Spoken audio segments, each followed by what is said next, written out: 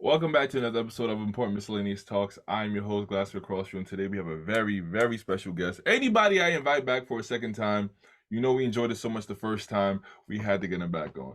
Mr. Dr. Robert Glover, please introduce yourself. I'm Dr. Robert Glover. Good to be back with you again. Paul, good to see you, and good to be hanging out with you guys for a little bit. So I think it's interesting that here you are in New York City and you got a Lakers poster on your wall behind you. But who am I to question? Yeah, it's pretty. I was a big Kobe fan growing up, so that's why Makes I'm sense. a Lakers fan, and I hated LeBron. Ironically, those two in real life were good friends, and now LeBron's on the Lakers, so it's a bit of a Maso Manos relationship. It's kind of like life, right? We don't get to pick and choose exactly how we want everything to work out. That is very true. I was distraught when he signed with the Lakers, man. I'm not gonna lie. Okay. All right. I digress. Kobe would have loved it though. So, um, what would you say is the biggest reason that people procrastinate?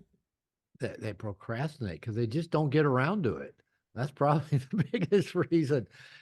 I think actually there's probably two reasons for procrastination. One, a lot of times is ADHD. It's just people with ADHD tend to procrastinate a lot because they just have so many stimuli going on in their head that distracts them from the thing that's in front of them, and everything feels like a challenge when you have ADHD. So anything, well, if once I start that, it's going to be a challenge. I think another reason that people procrastinate, that especially if they don't have ADHD, is that the human mind thinks if it starts something, it has to do it perfectly and do it all right now. And that's what comes up with me. I'll see something, okay, I know I need to do that.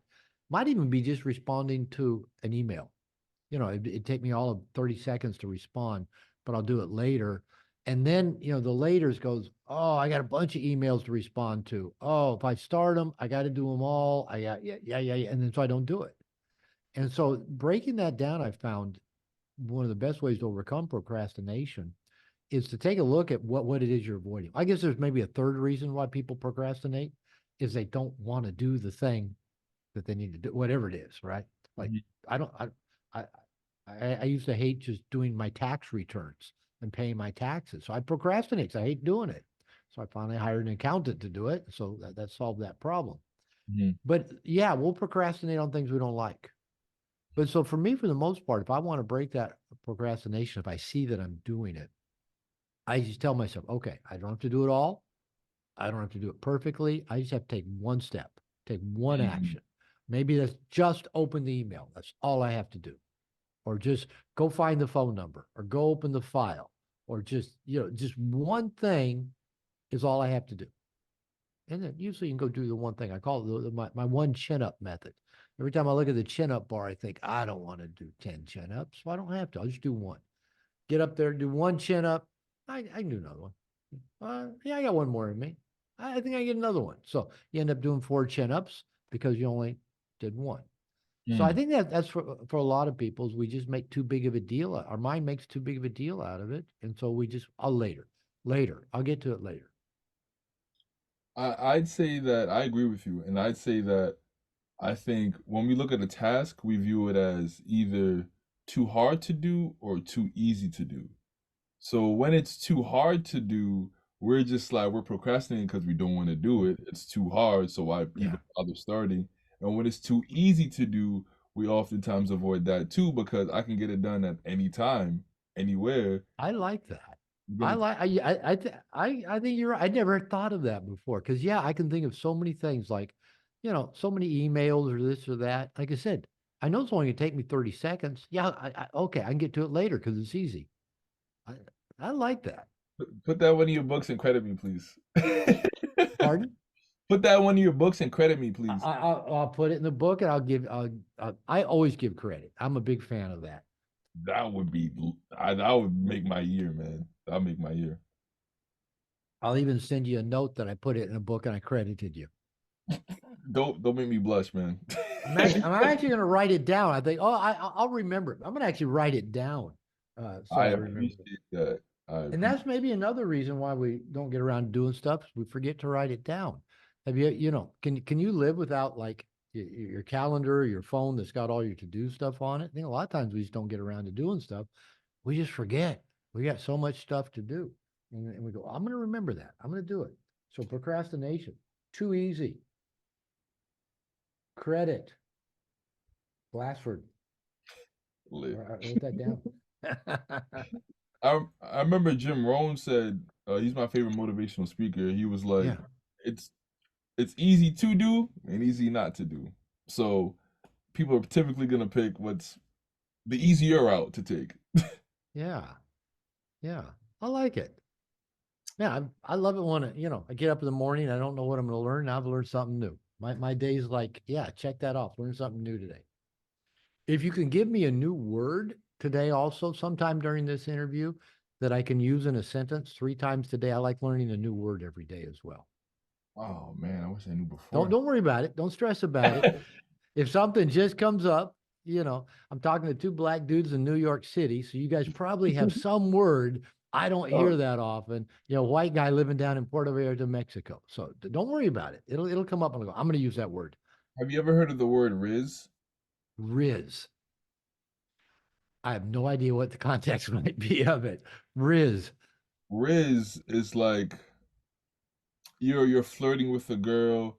They call it like rizzing her up. Rizzing her up. All right. Yeah. So like, let's say you see a girl over there, like, yo, how's your rizz game? How's your rizz game? To go over there, like, yo, bro. I'd be like, yo, Paul, rizz that girl up. I got it. I'm going to use it. I'm going to use it. Now, is that mhm. kind of just a New York City thing, or is it just a guys in their 20 thing? It might be a guys in their 20s thing. It originally started from. Do you know Kai Cenat? Don't know that. He's a very popular streamer. Okay. Okay. So Yeah. him and Duke Dennis were the ones to originate it, and they actually the word became so popular they put it in the dictionary. All right. I'm going to use it. It's okay. I learned a new word and I learned a new life skill already in this call. Mhm. Man, I'm going to have you guys on my podcast more often. I'm learning so much from you guys. We definitely Yeah. definitely appreciate that. RIZZ, right? Rizz. Yeah, Uh, Rizz, I believe. Okay. yeah. That's what I wrote down. Rizz. Okay. Perfect. Got you. Now, my question to you is, why aren't nice guys prioritized on the dating scene?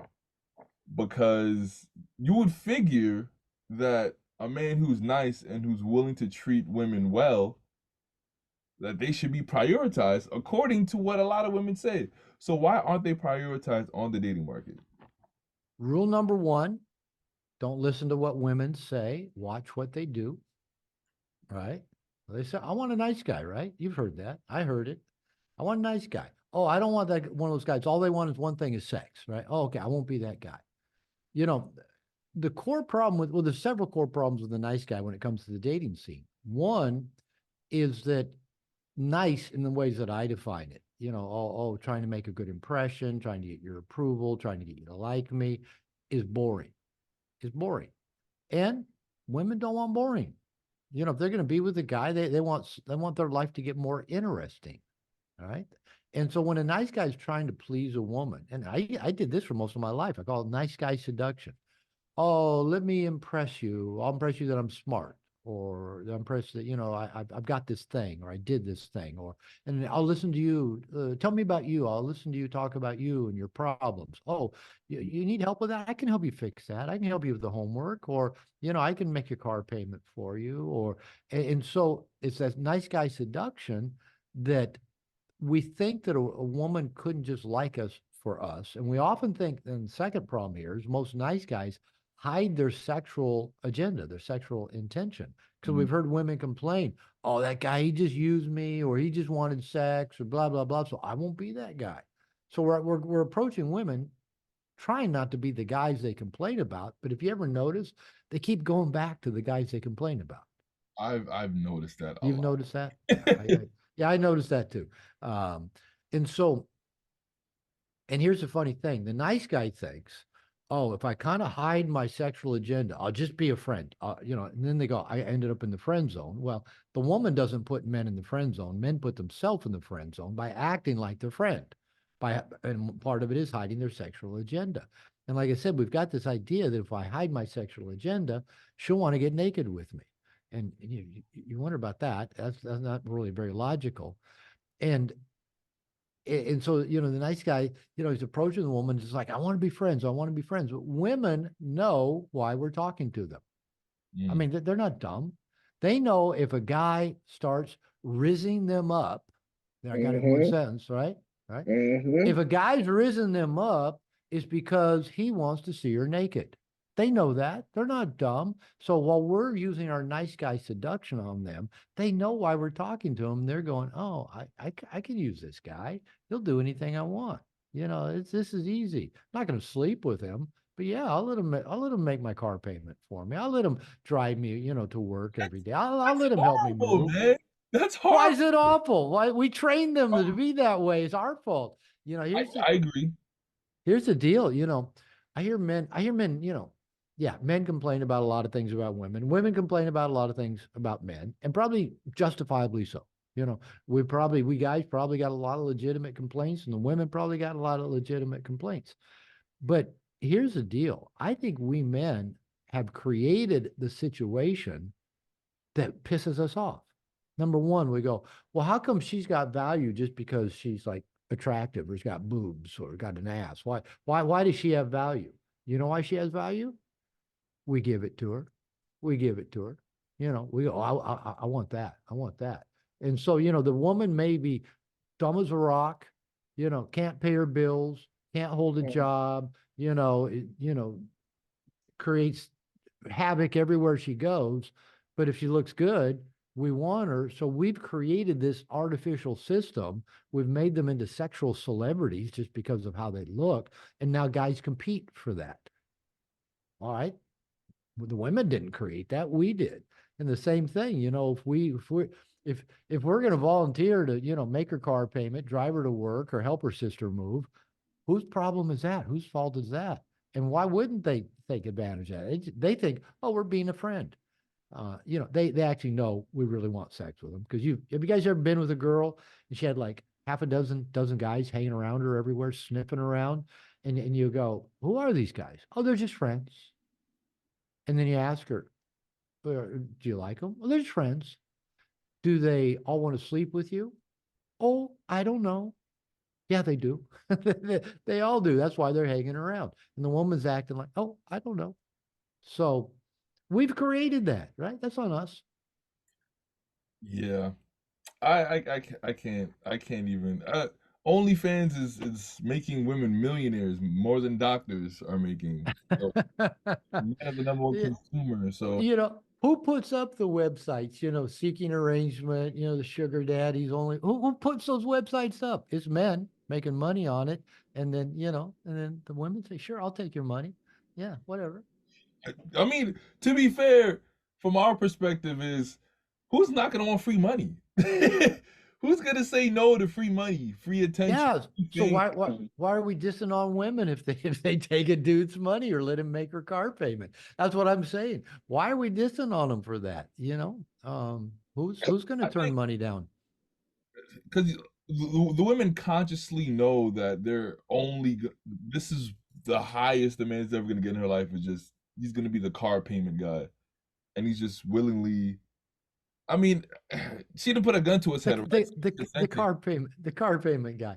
I saw a video newsletter that I get from a guy who's a dating coach. He's probably not my age, but he's older guy. And he puts out this video.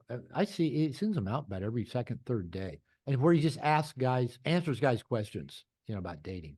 And he said, if you meet a woman on seeking arrangements and you're paying her money to hang out with you and sleep with you, she's an employee, not a girlfriend. And I didn't go and watch the rest of it, but I've dealt with that with guys that are going, maybe she's into me. I'm going, you're paying her to hang out with you. Well, I guess we all kind of do that anyway, but no Yeah. matter So where we find them. But Low key, yeah. my question is, what's the difference between tricking and providing? Do you know what the term? Are you familiar with the term tricking? I think I'm gonna learn a new word. Help me. Help me. So tricking is like there's a phrase right in rap where it's like it ain't tricking if you got it. So if I got money like that and I'm Okay. just spending it on a girl, just going crazy, expensive trips here, trips there, I'm basically tricking on her. And usually men that have money do that just to get sex. But on the other hand, it could also look and be confused as simping as well. Like Oh, for I example, know simping. I know that word. I know that you one. know what I'm Yeah. saying? That's So nice it's like, guy. Just, trying to get their approval, doing whatever they Yeah. want, carrying their books, exactly. It's cr So big. it's having a like, okay, crushing on them. yeah, basically. So it's like another way to get it is, oh, if I want her or I'm trying to see with her, I'll just spend. You know what I'm saying? So it's like, okay, you're tricking. Okay, that's Basically. tricky. All right. Yeah. Spending money in an attempt to get her to like you. In it. Okay. I'll give the rest of that. Spending money in an attempt to get her to like you. Yeah. Like I said, you guys got to come on my podcast more often. I'm getting a whole education here. For So sure. my wife is Mexican, and so she grew up here in Mexico and grew up in poverty, and there's a big economic divide in Mexico. You got a small group of people that got most of the money, and then you got everybody else that doesn't. Now there's a growing middle class here, Okay. Okay. growing middle class. People are getting more educated, having less kids, things like that tend to keep you poor. Um, but my wife talks all the time. She'll especially about the younger women. She'll think, they go out, they get the fake boobs, they get the fake ass, they do this, they do that, they get the surgeries. And she said none of them want to work for anything in their life. They just want to get a man that's going to pay for everything. And here in Mexico, it's kind of sport that the women do with each other. If a woman is with a man, the other women then want to try to go get that man's attention. It's kind Hmm. of like, oh, I'll walk by and get his attention while he's with you, but he'd be looking at me. And Yeah. it's they do that to each other here. And I know that irritates my wife to no end that women in Spanish, chinga, yeah, they fuck with each other, right? That they do that to each other. Sisters do that to each other. And she says so many of the women, they're just looking for a guy. I'm American living in Mexico, and a lot of women pay attention to me. And like my wife says, they're just looking for someone to give them an easy ride. They don't want to have to work at anything. They just want to be on social media, get their nails, wear the fashion, on their phone, and they don't want to have to actually go create a life. And I think that, I don't know if that's cultural. I don't know if that's social media. I don't know if that's just kind of wired into them. But, my wife's the one commenting on women doing that. Mm. So basically, these days we kind of call it like basically they're looking for a sponsor, basically. A sponsor. All right. Looking for a Basically, sponsor. so it's like because a person that sponsors you is doing everything that you just said, and it's very interesting that your wife noticed that. I think that's a new trend in Western society, but it's also making. I find that it's also making its way into third world countries, countries outside of America, to where it's when an American goes out the country. I don't know if it's that big in the US. It's probably big here, but definitely when you go Mhm. overseas with a lot of these young girls, that's the mindset that they have where I'll go and find me a sponsor or a sugar daddy and he'll take care of me. Yeah. And in exchange, I'll give him my body, or I live free. I eat free. I live free, and I can scroll on Instagram all day. And as long as I keep my body right, which is 9 times out of 10, going to get surgery, then this is whether you're with someone or not. Like you said, you could be in a whole relationship. You could be with your woman. They'll come around you and give you certain looks, and you know they don't care. Yeah, my That's wife what it keeps pointing that out to me when those women come around giving the certain looks. And is. I'll say it again because here's the deal. I've never been a fan of playing the victim. When guys get on the internet, women get on the internet, oh, they do that, they do that, they do that. I being a victim doesn't get you anywhere. And that's why I go back to the situation that, that you say is we see it seems to be spreading culturally. Again, the internet helps as well. These websites where women can get on them, Instagram, social media. But again, it's on us men. If we men were not such easy marks or, wanting, oh, I want the young, hot girlfriend. If we weren't, giving status to women for nothing, falling for their boob implants and their butt implants, we give them status. That's on us. Now, what's happening, as we're creating this environment, I think, we're actually I don't know if we're actually forcing, but we're creating the situation where women go, well, why not? Why wouldn't I do that? Why should I work when the other girls don't? I'll do that too. I'll get a sponsor. You And what's happening for a lot of men is that we just ignore the quality women. I know in red pill, you always tell somebody's red pill because they'll use the term quality woman. I want a quality woman. Basically, what quality woman is hot, young and hot, who will let me go sleep with a lot of other women and she'll be okay with that. That's in red pill language as quality woman. And Mm. I'll go, do you pick your car mechanic, using the same rationale? Do you pick, your doctor pick? It's like, they just want the young and hot and attractive. That's quality. But when you go to your car mechanic, you go looking for the best looking car mechanic, or you go for a car mechanic that's going to do a good job fixing your car. You go to a doctor, maybe you need a surgery.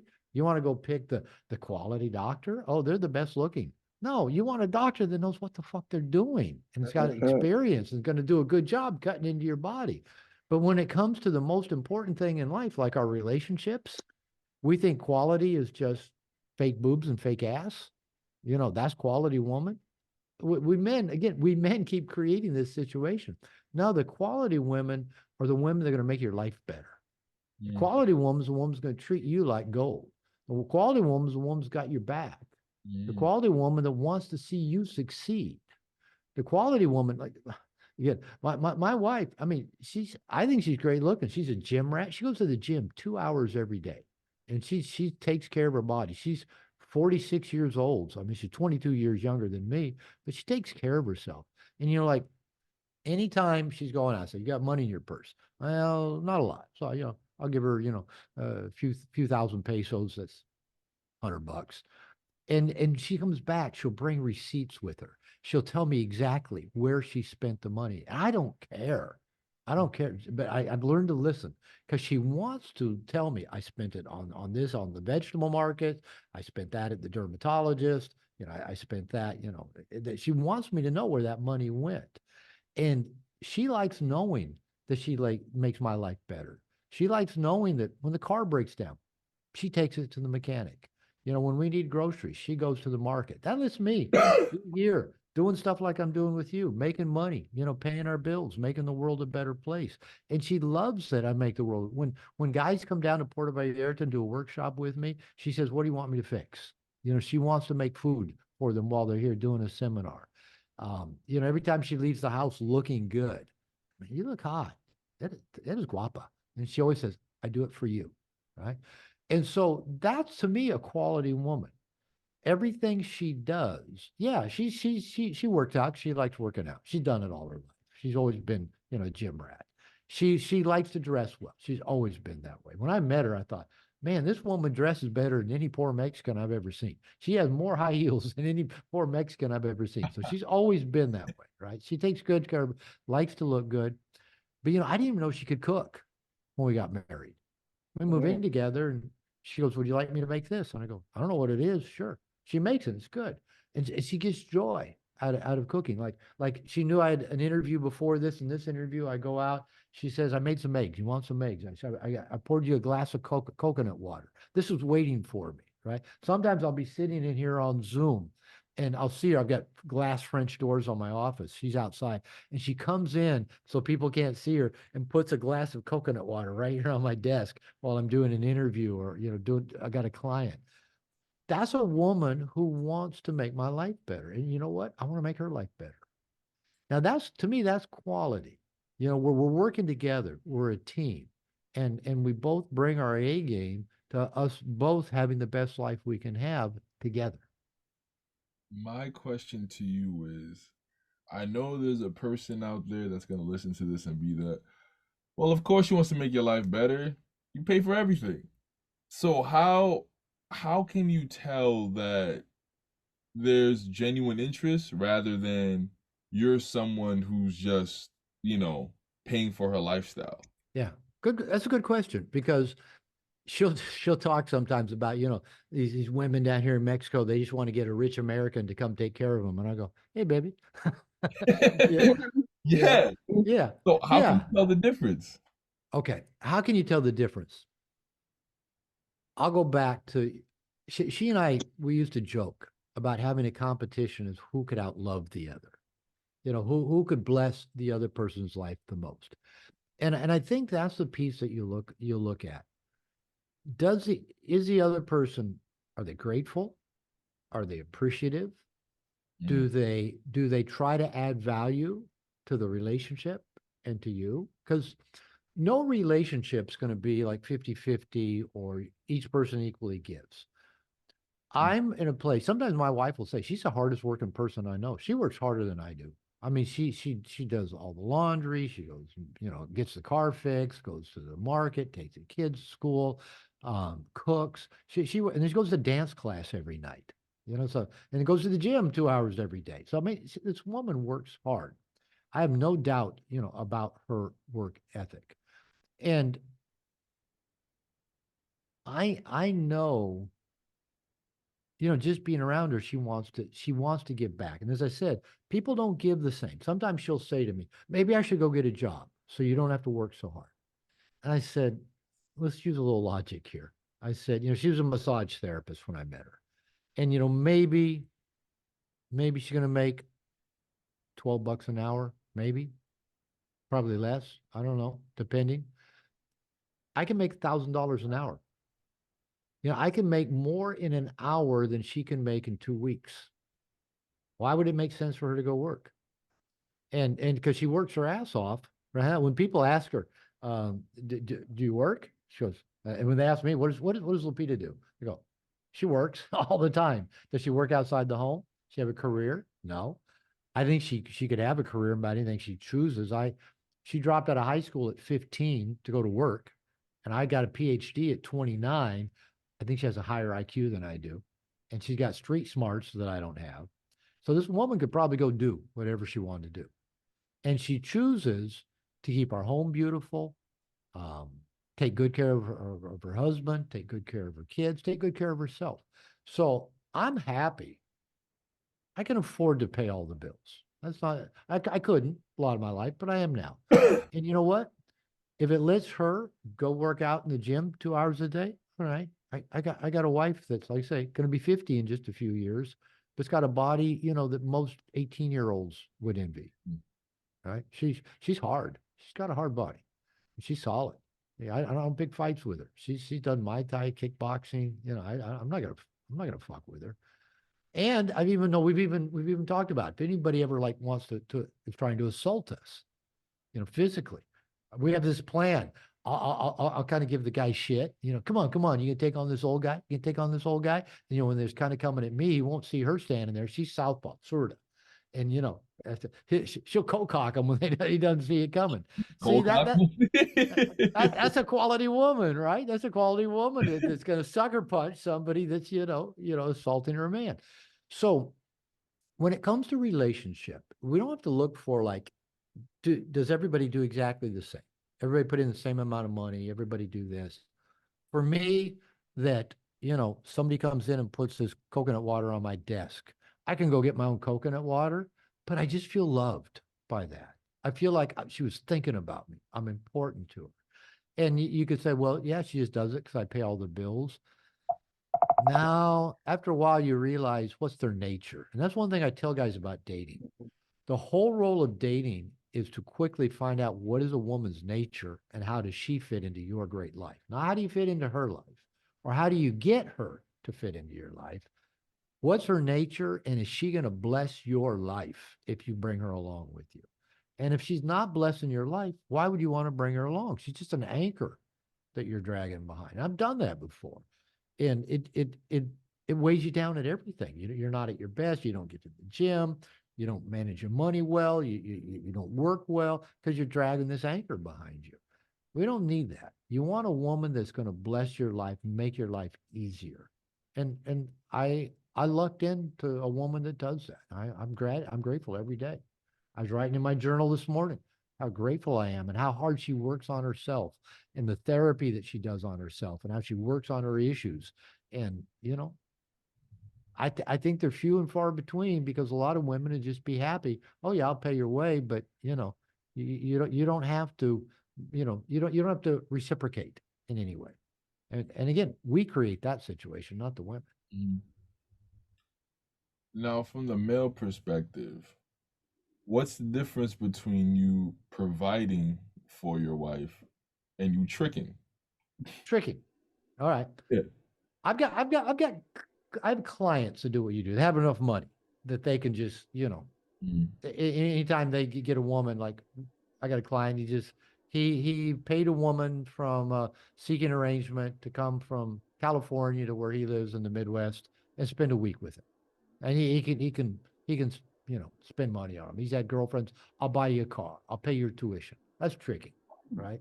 Yeah. Yeah. He said, You want to meet that guy? Yeah. Hey, pay my tuition, man. Pay my yeah, car. I was just about to say that. Yeah. Where is that guy? So, because here's the deal.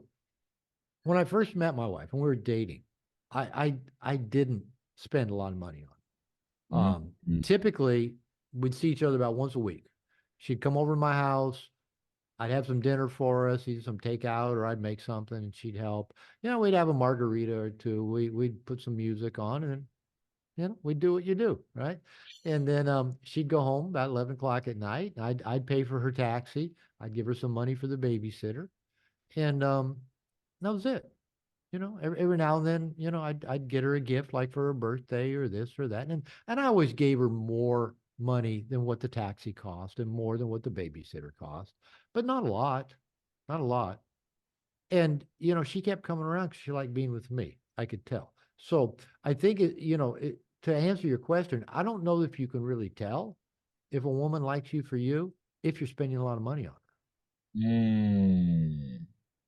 her. And so I didn't spend a lot on her, and I still don't. I mean, she wears Lululemon, and if the tickets are reasonable, I fly as first class, and if I'm traveling someplace, I think she'd like to go. I bring her along.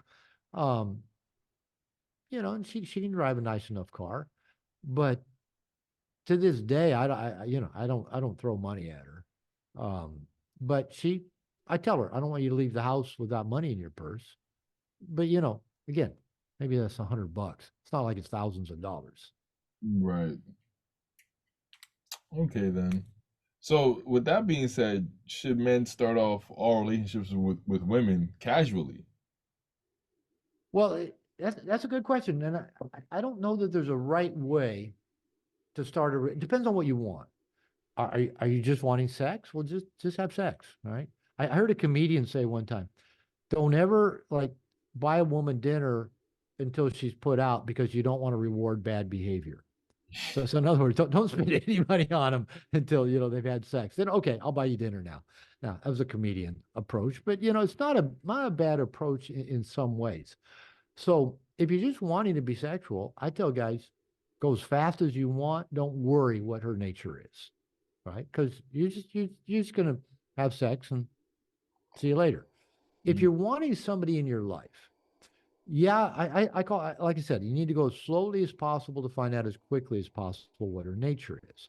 Now, when I say go slow, that doesn't mean that you're really passive with her. Because when I was dating, I'm naturally affectionate. I'll take a woman's hand. I'll put my arm around her. I'll open the door. I'll tell her, wait, I got the door. If I feel like kissing her, I'll kiss her. But I got to where, once I realized I could get laid whenever I wanted to, and I thought, oh, Look at these numbers. Please subscribe and help me out. Love you. okay, I really just want to have sex with somebody I actually kind of care about and I know. And Mm. so I slowed that down where I would wait I'd be dating. I'd wait like maybe at least 5 or 6 dates. And I never would push for sex. Usually the women, you go 5 or 6 dates and you're heating them up by, giving, having a good time with them, being affectionate with them, playful, teasing, setting the tone and leading. They start letting you know they're ready, right? Sometimes they just start taking their clothes off. It just depends on the woman. But I never had to try to push a woman to have sex. But I'd go slowly and I'd do things like where I want to find out their nature. Who is this person? I'd bring them around my friends after a couple of dates. I want my friends to meet them. I want to see to how they. I'd want them to bring me around their friends after a few dates. I want to see what they're like with their friends. Other things that I do. I like baseball. Baseball season started yesterday. I'm a happy man. What's your team? Well, I'm from Seattle, so I got to go with the Mariners. Even though, man, they've been they're a hard team to love, but maybe they lost last night. Lost to the Red Sox. So anyway, when I lived in Seattle area, second or third date, I'd make a woman ride public transportation with me, and that's not a big thing on the West Coast. East Coast, I love East Coast. You can take the subway anywhere you go, taxis anywhere you go, buses. But on the West Coast, everybody drives. So I'd make them ride a bus with me and go to a ball game. I wouldn't have tickets. We'd go find a black guy from Jamaica with a bicycle and a cell phone, scalping tickets for the game. I wouldn't have tickets. And now we're negotiating for the best tickets I can get for the best value. And then so we get the tickets. I never know where we're going to sit. But I try to get as good a tickets I can for the money. And so then we go to the game and then we go have a good time. So I do that to see how does she do. One woman told me, I've never ridden a bus before. I go, well, how cool is that? She went and she got on the bus. All right. I respect that. Right. She's never ridden a bus. Most of women have never kind of gone to a ball game. The guy doesn't already have his tickets. Nah, go buy them from the scalper. You get better seats that way. You can't do that in New York though, can you? You can't buy from scalpers. I've tried that at Yankee Stadium. Can't do it. Yeah, people have done it. Yeah, I know you can do it, but I went looking for tickets at Yankee Stadium one time. Could not find a scalper anywhere Oh, to get. yeah, it varies. It varies. I'm sure if you know where to look, it works. So I would do that. Now I like to go camping too. So another thing I do, after a few dates, I take a woman camping with me, and that's back when I was tent camping. I have an RV now, but prior to my wife Lupita, every other woman, we went camped in a tent. And I usually take them to a place, maybe there's a bathroom, but no shower and no hot water, right?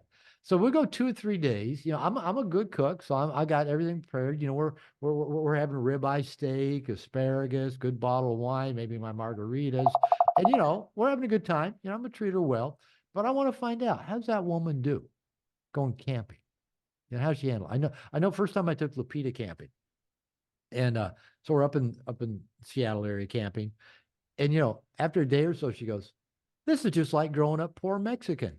You sleep outside on the ground, no bathroom, no shower, no hot water, and you cook over a fire." She goes, "I love it." I'm thinking, okay, you passed that test. You passed. When she can make a joke about it being like growing up poor Mexican, here's, white middle class people we call that recreation, to go do what the poor Mexicans do, sleep outside on the ground without a bathroom, cooking over a fire. So put them in those situations, find out what is her nature and does her nature fit into your life. So what do you like?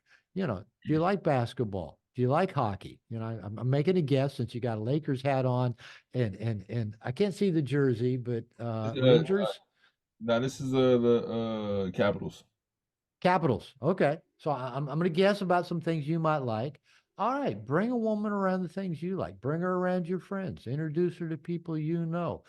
Find out, does she come fit well into your great life? Is she going to follow your lead? I asked Lupita one time. I said, um, what if we decide at some point, what if we decide I don't want to live in Mexico anymore? I think this is before we even got married. She said, I'll follow you anywhere. Just don't ask me to leave my kids. I would never do that. And she says, men have asked me to do that. Some of those wealthy Americans say, One of them. Come with me, but find someone to raise your kids. Assholes. Holy shit. That is hysterical.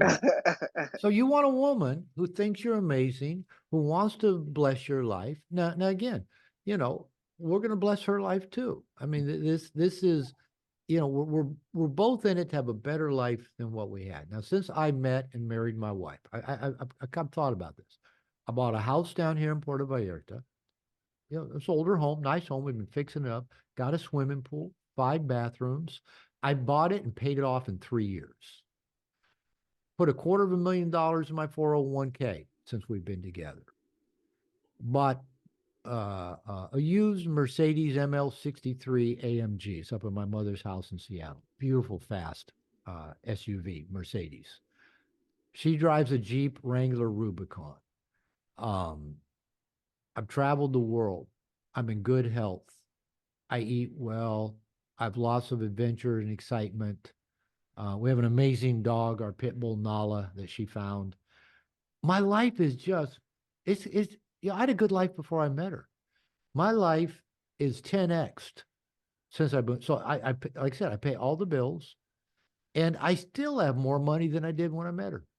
I've written more books since I've met her, launched companies since I've met her, spoken at programs around the world since I've met her. My life has expanded. Now, that's a quality woman, right? When your life is nothing but better because she's been around. So I'm really okay if her life's nothing but better as well. And I think it is.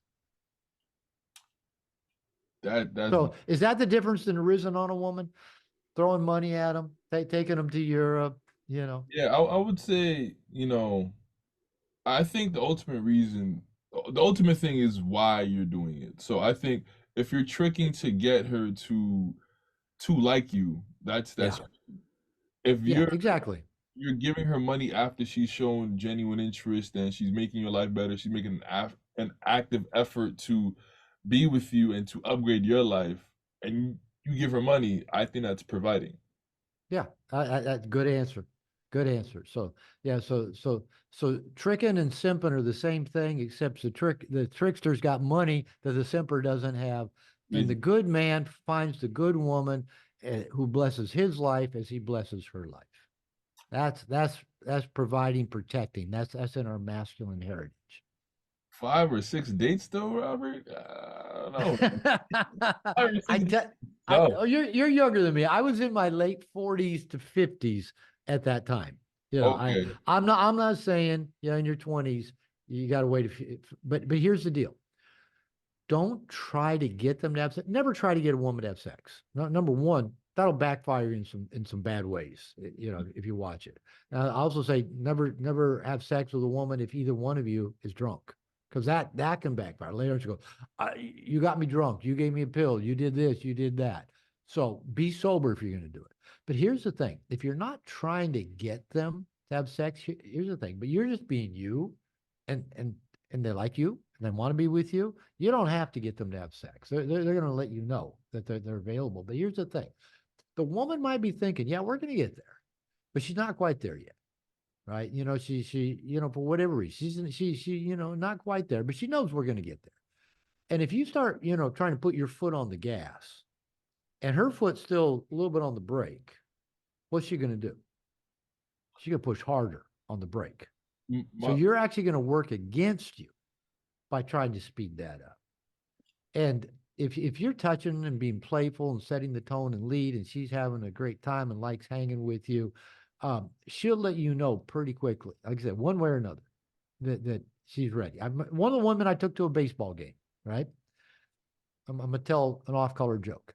I took her to a baseball game, and black woman, Cuban heritage, and so we're sitting at the baseball game, and a beautiful sunny day, watching the game, and we'd been on probably about 4 or 5 dates and hadn't had sex yet.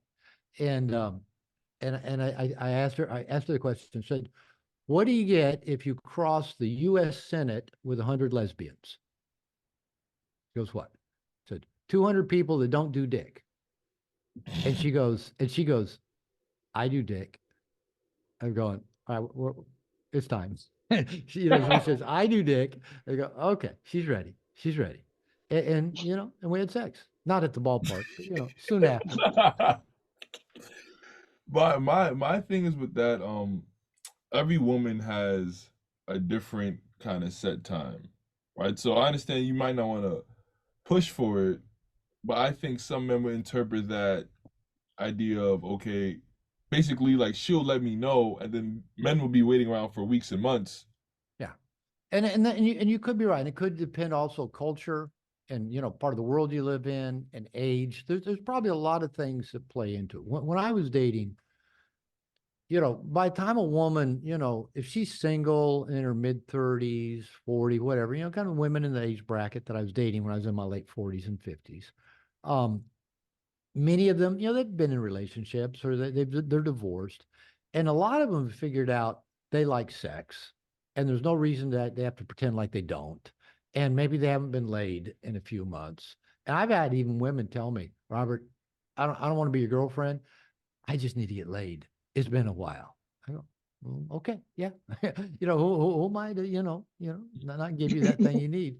So the thing is that I've been told, and I think this is probably true, that a woman knows within 3 seconds or less if there's a possibility she's going to sleep with you.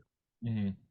Okay. Now it doesn't mean she's going to sleep with you now or in the next 10 minutes, but she's gonna you're either ruled in or ruled out within 3 seconds. So the guys that think, oh, I think it's what's it called? Switching the ladder or jumping the ladder or whatever. We'll go on these, these ladders where we're friends, and at some point she'll jump the ladder and come over to the relationship side. Women don't do that. Just, the guy that thinks, oh, if I just like go slow enough or just do enough things for her or impress her enough or buy, then at some point, she'll want to be my girlfriend or have sex with me. No, you already got ruled out at 3 seconds. You either got ruled in or ruled out. And if you've been ruled out, don't waste your time, money, and energy. How do you know if you've been ruled out though? That's why I don't take them on 5 dates, Robert. Oh, okay. The 5 date thing, put it in context. I'm talking context. I This understand. this was after I'd spent a few years going through what I call my integrated man whore phase. I got out of my second marriage. Like I said, I was in my late 40s. And my first two sexual partners were my first two wives. So I hadn't had a lot of experience or variety. So, but by the time I got out in my 40s, I had a lot of confidence. I mean, I was getting older, losing hair, turning gray, all that stuff. Doesn't seem to matter. It seems like the older you get, if you like take care of your body and you got a good life, the really young women seem to be drawn to that. I think it's called evolutionary proof. Hey, this guy's older and he's still alive. That means he has good genes. He'll give me good babies, whatever. It's part of the genetic stuff. Mhm. So I had no problem. It surprised me. I thought, what planet have I landed on? Like I said, I'd go on a date, and end of first date, the women say, "You can take me home." My home. Yeah, we can go over to my place. Put some music on. Have a drink, whatever. And they come, and they start taking their clothes off at my. I haven't even said a word, but they're taking their clothes off. This happening first and second dates without me doing a thing other than showing them a good time, having a good time with them. And usually relatively inexpensive dates starting out. Right? I learned quickly. Don't go spend a lot of money on a woman if you don't even know if you want her to be your girlfriend or want to have sex. I did that a couple of times. I thought the women would, kick in on half. When they didn't, I thought, what happened to, women's lib and all that 50-50 Yeah. stuff? Yeah, what happened to that? So I quit doing that, right? And then I just made a commitment. I'll say yes to every sexual opportunity. So I'm like, I'm taking this Spanish class. And this woman in the Spanish class, she keeps making, sexual innuendo. She says, hey, we got these Spanish cards. She says, you want to play strip Spanish? I go, okay. And so I took her to a ball game, actually. And we're at a ball game. And I was dating another woman that lived out of state. We weren't exclusive, but we've been seeing each other for a month or two. And she says, what would your girlfriend think if we had sex? And I go, well, we actually don't have an exclusive relationship. And I said, let's go. And we're at a ball game. Actually, had real nice seats too. So, so I took her home. So the women were letting me know really early on that they were interested. So women do let you know early on. Okay.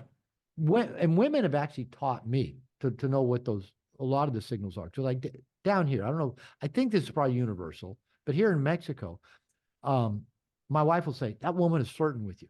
That woman's trying to get your attention. I go, what woman? I didn't even see her. And I go, Mm-hmm. what, her? I go, what'd she do? But my wife will go, well, she's doing that thing where she's jutting a hip. I go, jutting a hip? What's that? But it's actually primate behavior. Primates, the female primates, when they're wanting to sex, they'll stick their butt out basically, and to say, look, here I am, I'm ready. And so there's part of the female behavior is they kind of got that hip jump, or a hand on the hip, or walking in front of you more times than necessary, or bending over and giving you the cleavage shot. Well, they're like that. Women often won't take out a billboard that says, do me, but they will send you a lot of signals that say, do me. Now they want us to read the signal and say, hey baby, yeah, let's go back to my place. Hey baby, take your clothes off, get in my bed. And so like I said that to a number of women, hey, take your clothes off, get in my bed. Well, we're already in my apartment, but they'd already sent me this signal that, yeah, they're ready. Then they're walking to the bed, unbuttoning their clothes, saying, I can't believe you tell me what to do. I don't let men tell me what to do. While they're taking their clothes off and headed towards the bed. So tell them to do what they already want to do. And the other piece I'll say, it kind of a little bit crass, but if you know that she's already chosen you, that you're going to have sex. The way I put it is give her the opportunity to put out without her having to feel like a slut. Once you've been chosen, yeah, make it easy for her. But that's different than you pushing for sex and trying to get her to have sex with you. Again, that will backfire you on ways that you don't want. As soon as she goes on social media and starts, and then what do you do then? What do you do once she said, he forced himself on me, or he put something in my drink to get me drunk, and they'll put that stuff on social media, and they don't care. They don't care if it's true or not. They'll do it. So there's just certain things I'm saying, don't put yourself in situations that are going to bite you on the ass in ways that you don't want to have to deal with. I get that. I've been purposely oblivious to some female choosing signals because I've read them wrong so many times. Yeah, And don't listen to the pickup artists either. They go, oh, if they're twirling their hair. No, that's actually a sign of low intelligence, not arousal. They say, well, if she crosses her ankles. Oh, come on, they cross their ankles all the time. Or if her eyes dilate. Are you really close enough to her to see her eyes dilating? Come on, you know. But what it is most of us men have not been taught what those signals are, and most of us don't believe they're about us. Oh, I might be misinterpreting that. Yeah, she walked in front of me 3 times, but maybe it was just a coincidence. walking, yeah. Yeah, she's just walking, And so what I teach guys, I'm not a big fan of just walking across a room and talking to a woman because you think she's hot. I mean, I'm not saying it's wrong, but I'm not a big fan of it. I think it's actually fairly invasive. And I call that pounding on closed doors. She doesn't even know you exist. But because she's hot and every other man thinks she's hot, every other man has been doing it to her all her life. So she's like this, prepared for what's this guy want now. So, but when the women send you signals, the door's open. Now that's the signal that says you take action and take it from there. And guys think, well, I have to have this good line or I have to know what to do. No, if she's already sent you a signal, she already chose you in the first 3 seconds. Mm. You don't have to get her to choose you anymore. We're past that part. Right. Now, if she hasn't chosen you in that first 3 seconds, good luck. You're going to work your ass off, spend a lot of money, buy a lot of drinks, whatever. But if she didn't choose you in the first 3 seconds, that's just fucking wasted money and time and effort.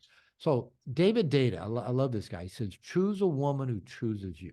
So watch for those signals. And again, it can be a smile, eye contact, looking your way twice, kind of dipping a shoulder, jutting a hip a little bit, the lean over kind of thing that they do, laughing at your jokes, touching their arm, leaning into you. So the woman I took to the baseball game said she liked to do dick. How we met is I went on to a speed date, met one woman there, the only woman that we both mutually matched. I didn't remember much about her. She was African American. So we made a deal to meet at this bar that she picked. So go to the bar. I'm looking around. There's an African American sitting at the bar. I don't think that's her. Walk up and I said, "Yeah, you're not the person I'm looking for." She said, "No, but good luck."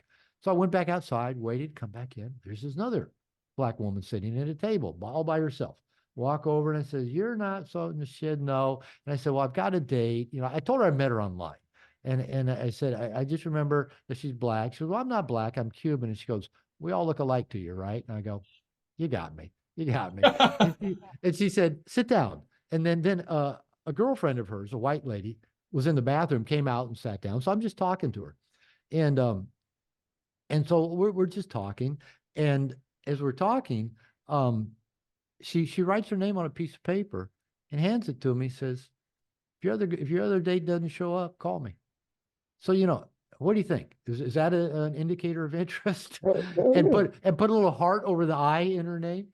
And then the other woman showed up. And come to find out, the woman that did make it there, that did show up, knew the white woman that was the friend of the Cuban woman that I was talking to. So I never went on another date again with the woman I was going to meet, but the woman that I met at the bar, the Cuban woman that I took to the ball game, we dated for a few months.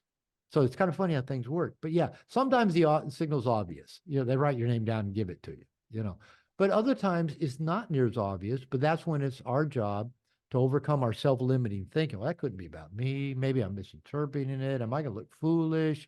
Just go and just say your name and say where you're from. Doesn't matter where you are. Ask a woman where she's from. It's not a bad way to go, because most people aren't from here, wherever here is, right?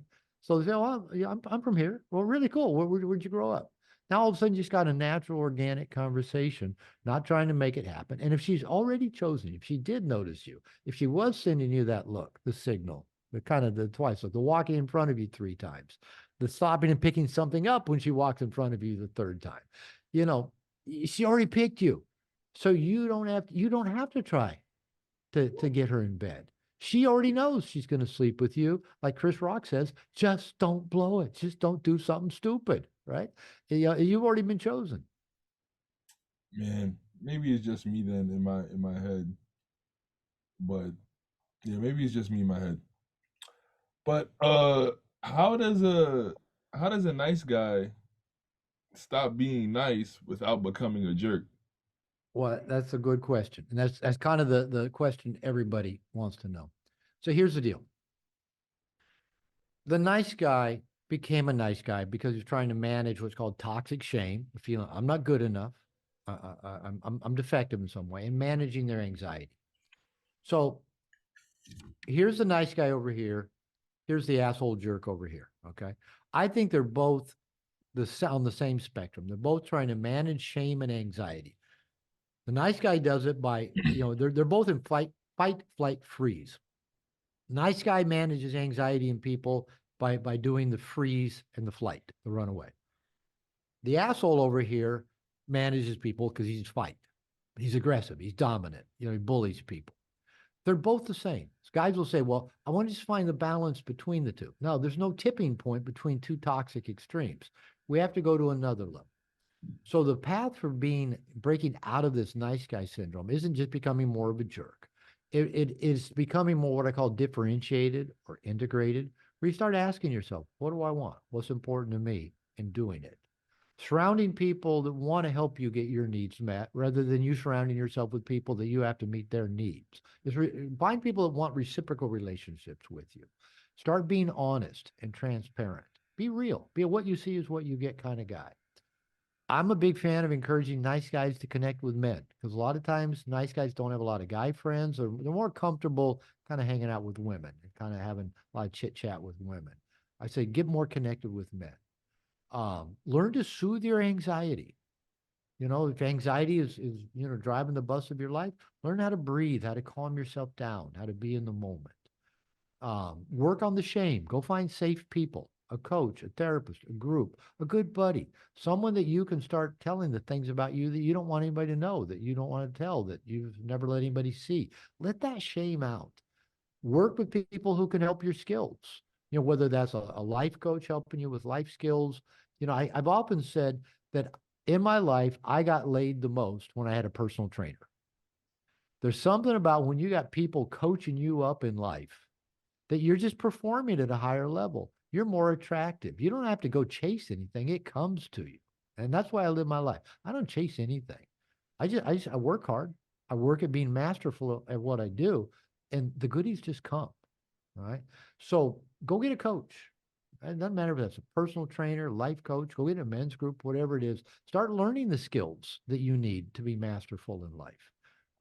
Whether they're work skills, relationship skills, but trying to figure it out on your own takes way too long.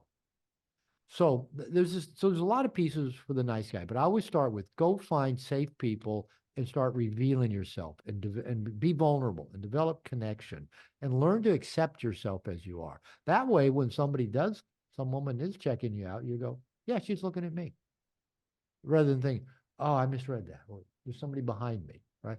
You get rid of those self-limiting beliefs that are based on our shame that I'm not good enough and nobody would want me. Like I said, most of my first half of my life, 40 something years of my life, I didn't think, a quality woman would want me. I got to get them to like me. And once I got over that, it just amazed me, just the women that I attracted. This isn't an ego thing, but all of the women I dated when I was single were significantly younger than me. My wife's 22 years younger than me. I don't go chasing younger women, just like I don't ever try to get women to have sex. But when you're confident, living life on your terms, one of the things that I say a lot, and women always kind of moan when I say this, the feminine is highly attracted to a man who's comfortable in his own skin, knows where he's going, and looks like he's having a good time getting there. Whenever I say that to like women coaches, they always go, uh-huh, that.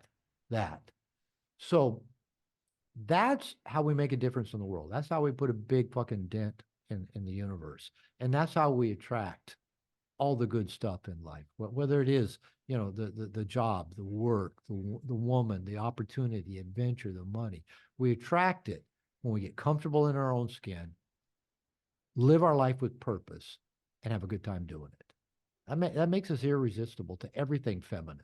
Women, dogs, cats, babies, money, opportunity, adventure. That's all feminine.